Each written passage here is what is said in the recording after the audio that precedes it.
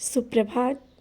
बाबा कहते हैं, मेरे प्यारे बच्चे, जानता हूँ कुछ दिनों से तुम्हारे मन में बहुत सा तूफान उठ रहा है और तुम समझ नहीं पा रहे हो कि क्या बात सही और क्या गलत है। कुछ चेहरे भी तुम्हारे सामने आए हैं खुलकर। अच्छा और बुरा समझने में अभी तुम्हें बहुत समय लग रहा है। तुम्हारे मन में यही हो रहा है ना कि ऐसा कैसे हो सकता है, लोग कैसे बदल सकते हैं, ये बात कैसे हो सकती है। बच्चे, ये दुनिया है और समाज है, इसमें कब और कैसे कौन बदल जाए समझ में नहीं आता है। समय नहीं लगती है लोगों को बदलते हुए। और सब कुछ तुम समझ रहे हो ना कि पैसा ही सब कुछ होता है, उनकी नज़रों में होता होगा, लेकिन तुम्हारी नज़रों में नहीं है। जो लोग सिर्फ पैसे से तुम्हें तौल रहे हैं ना, उनसे दूर हो जाना ही अच्छा है। दिखावा कुछ पल के लिए अच्छा होगा, जीवन भर के लिए रिश्ते आगे नहीं बढ़ पाएंगे। इसलिए जो हुआ वो सही हुआ और जो हो रहा है वो भी सही हो रहा है। इसके लिए तुम इतना क्यों परेशान हो। सच्चाई कभी ना कभी चीज़ें सामने आनी ही थी, तो समय पर आ गई और समय पर आने के बाद चीज़ों को संभाल लिया।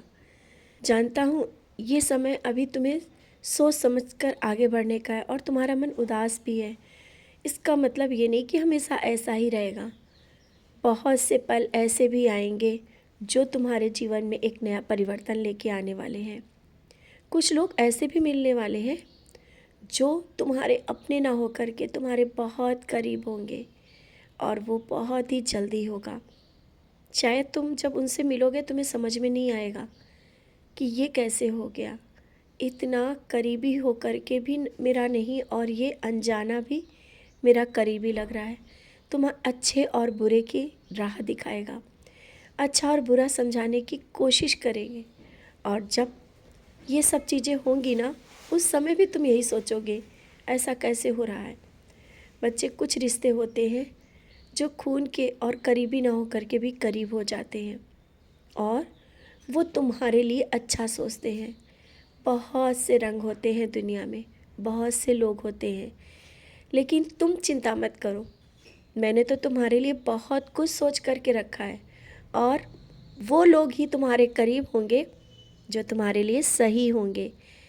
ये दो मुँहे लोग जो ऊपर एक मुखौटा लगा करके चलते हैं, उन्हें तुम्हें पहचानने की ज़रूरत नहीं, मैं पहचान जाता हूँ और तुमसे दूर कर देता हूँ। तुम सोचते हो ना कि ऐसा क्यों हुआ, वो चीज़ें सामने क्यों आई, क्योंकि मैं नहीं चाहता हूँ कि तुम उन लोगों के साथ रहो और अपना समय बर्बाद करो। समय की कीमत को समझो और अभी कुछ कार्य तुम्हें करने हैं, बहुत ज़रूरी हैं, उसे कल पे मत टालो। समय पर हर एक कार्य कर लिया करो। ज़िंदगी बहुत खूबसूरत है, मैं जानता हूँ ना तुम्हारा जीवन कितना खूबसूरत है।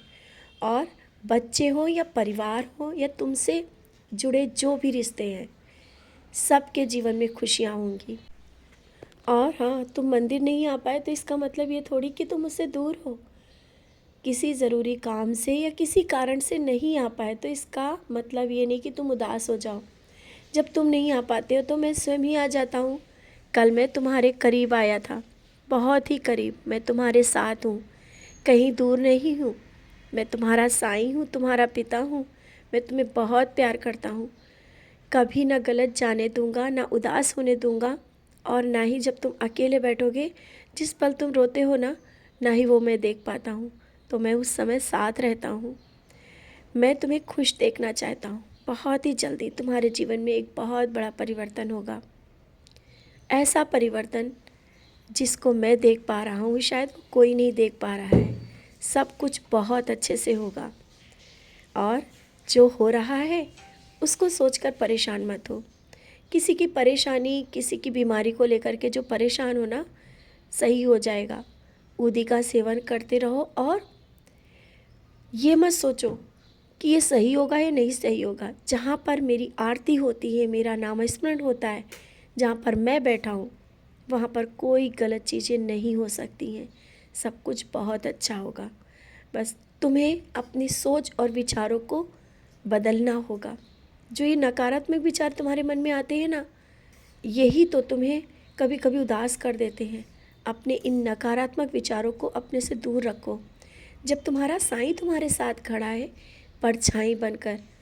और तब तुम्हें किस बात की चिंता।